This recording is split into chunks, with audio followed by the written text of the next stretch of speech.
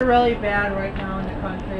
Both sides are very upset and everything. But I have to say that here in Alexandria, people are very patriotic, and the spirit of the country is still very strong. I was giving a tour the other night, and it was one of the late tours. So some people have been tipping their bill a little.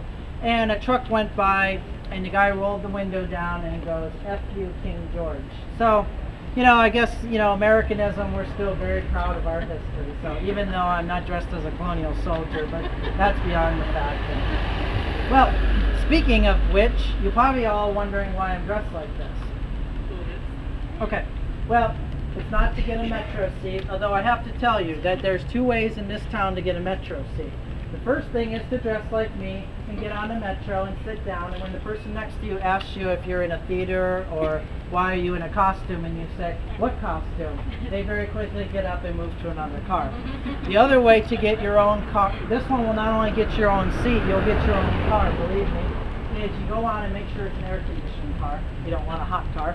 And get on and start coughing, and when everybody starts looking at you, go, "The doctor thinks I'm not contagious anymore," and you'll have the car to yourself. So some tips from a DC person.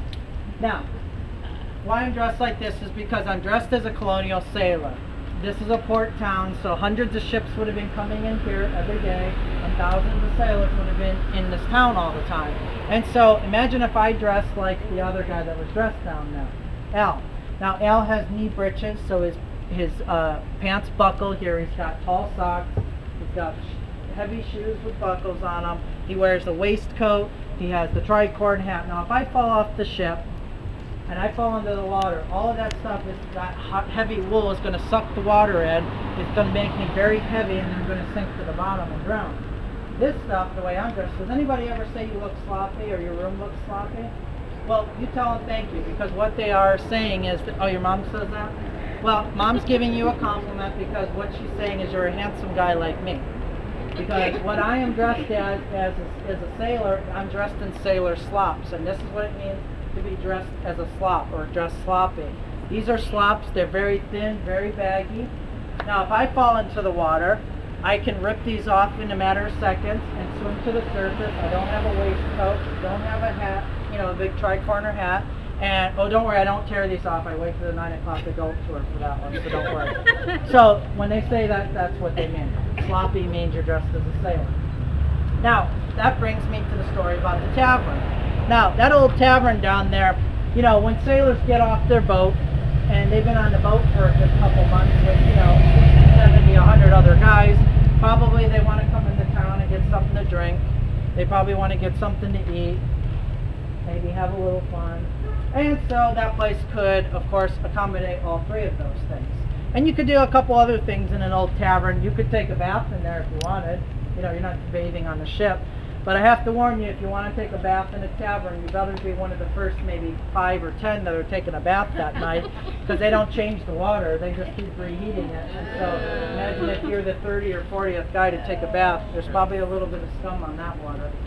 Well, you could also get a dinner in there and get drinks and everything. Now, women weren't in taverns, they didn't socialize in there. They did serve in there, though. They served the men in there. And so there was a very beautiful girl named Mary working there. She had blonde hair. And she must have met a bad sailor one night. They don't know what happened, but she decided to go for a walk with this sailor after her shift. And they ended up finding her the next morning. She had been murdered, and her body was dumped up here where you guys are all sitting. And this sailor did a real number on her. Now, he didn't just hit her over the head. He pulled the old Jack the Ripper on her. So you all know what I mean. She was stabbed lots of times. And so this building in itself, there's a reason why this building is here. It holds something in it very cold, and something we use every day. You know what it is? Ice. Yeah, ice. It's an ice house. And of course, they would take big hunks of ice from the Great Lakes when they froze, or up in New England, Massachusetts, and they would ship them south, and they would pack the building full of ice, and then a salesman would take the ice and he would sell it to restaurants and taverns and hotels here in town. Now, the way they also made income here as an ice house owner is you could also store bodies in here. Could you have to imagine if Grandma would die, it's going to take a couple weeks to get a funeral together. Grandma's not going to be in too good a shape sitting outside in the sun for 2 weeks. And so you would lay her out on an ice slab in there, hence the term put the stiff on ice. And so you get your funeral together, take Grandma out of there, she's still pretty fresh, and you can have your funeral. Well, they put Mary in there, and poor Mary, remember, is bleeding all over the place. And so in an ice house, every time you open the door, of course, a little bit of warm air goes in there and melts the ice a little bit. And so that melted ice pools on the floor, and of course Mary's blood's pooling on the floor with all that water. And when the building gets cold again or they add more ice, of course that ice block is going to suck up all that water.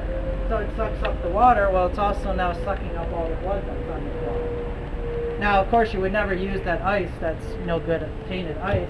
But if this is your light source in those days, the salesman could sell that ice at nighttime and probably do pretty well. And so he started selling that ice to the restaurants and taverns on King Street. So, unsuspecting traveler comes to town, orders a lemonade, starts drinking the lemonade, and then notices that the lemonade's not tasting so good. And he holds it up to the light, and he notices that the lemonade's starting to turn color. And so he calls the bartender over, and he asks the bartender what he served him. And the bartender looks down and says, "Oh, that's a pink lemonade." Another traveler would come to town, and he ordered a vodka tomato juice.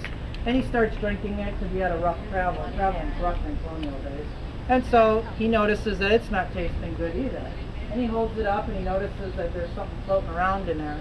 And so he calls the bartender over to him. He asks the bartender what he gave him. The bartender, of course, looks down and says, "Oh, that's a Bloody Mary." Of course, that's not where the name gets the drink gets its name.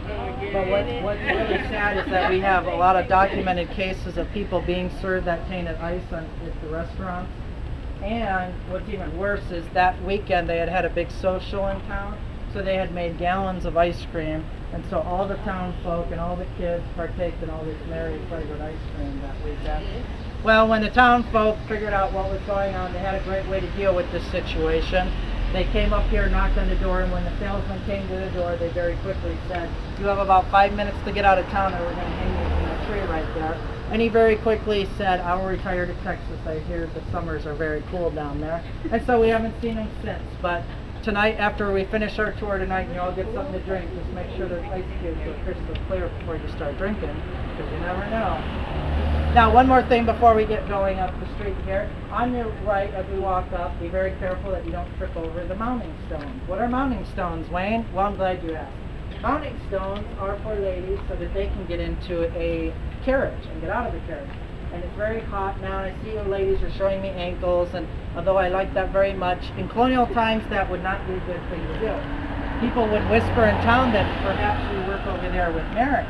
And so, to protect the lady's reputation, she would go to a mounting stone, step up on the mounting stone, and then wait for the carriage to pull up, and then she would walk right into the carriage. Hence, she didn't have to pick her dress up and climb into the carriage, not showing her ankles in public. So, okay, y'all ready?